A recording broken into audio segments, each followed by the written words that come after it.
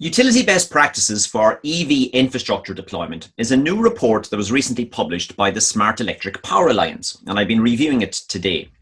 Now, for transparency up front, I am collaborating with the Smart Electric Power Alliance on a number of topics, but these are just my thoughts from having read the report.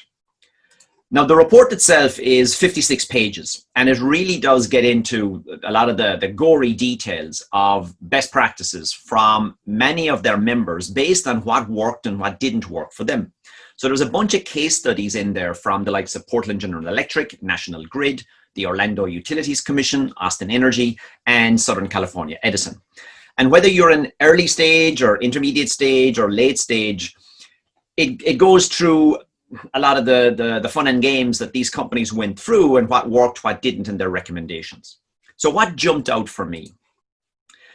The big one was that while we're talking about EV infrastructure, you need a grand plan. And by a grand plan, they're calling out, you need to have a plan around the electrification of transport for your service area.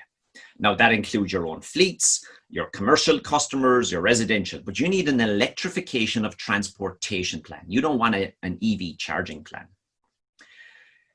Because of the implications of such an electrification of transport plan, it's going to touch every part of the utility. So you need a cross-functional team. You need to break down all the silos across your utility. One interesting one was about standardize. Don't build everything ad hoc based on the specific requirements for every individual commercial customer. They want this many vehicles and they want that. Have standard building blocks. A, it helps you in your procurement, and B, it helps in the planning on the impact of your grid infrastructure, what substations need to get upgraded, and. And again, kind of back to the grand plan, it's not just about charging. This isn't about EV charging. This is about how will that infrastructure play into flexibility in the future. And the last one was communicate, communicate, communicate.